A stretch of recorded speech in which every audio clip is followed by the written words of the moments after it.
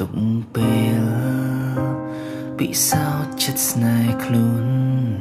ឯងបែរអ្នកផ្សេងដណ្ដើមអូនចេញពីបងមនុស្សពីរនាក់មានចិត្តដូចគ្នាតែបែរជាស្នេហ៍ខកបំណងសុំទងផងព្រោះតែបងទើបអូនឈឺផ្សាបន្តស្នេហ៍ដាក់សញ្ញាខាន់ចិត្តស្រឡាញ់ដើរដល់ផ្លូវតល់ធ្វើមិនស្គាល់នឹងតែបេះដូងត្រូវការហេតុអ្វីក៏ឈឺចាប់យ៉ាងនេះឬបែបនេះទើបហៅស្នេហាធ្វើយ៉ាងណាទើបបងអាចភ្លេចអូនបានធ្វើយ៉ាងណាទើបស័ក្តិសមទៅឬរងនៅមើលអូនថែគេឬប្រាំគេថាយើងមិនអាចខ្វាំងគ្នាបាន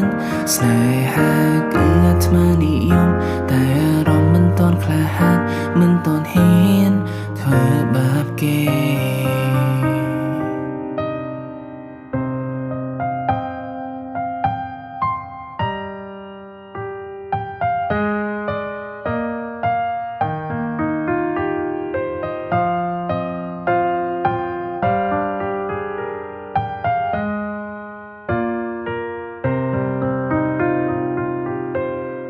ក្រំទុកពេលពិសោធន៍ចិត្តស្នេហ៍ខ្លួនឯងបែរអ្នកផ្សេងដណ្ដើមអូនចេញពីបង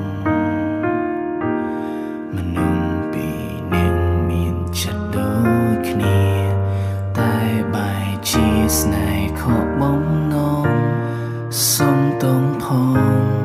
ព្រោះតែបងទើបអូនឈឺផ្សាបន្តស្នេហ៍ដាក់សញ្ញាខាន់ចិត្តស្រឡាញ់ដើរដល់ផ្លូវតល់ធ្វើមិនស្គាល់នឹងតែបេះដូងត្រូវការហេតុអ្វីក៏ឈឺចាប់យ៉ាងនេះឬបែបនេះទើបហៅស្នេហាធ្វើយ៉ាងណាទើបបងអាចភ្លេចអូនបាន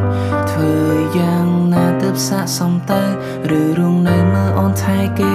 ឬប្រាំគេថាយើងមិនអាចខ្វាំងគ្នាបានស្នេហាគឺអាត្មានិយមតែ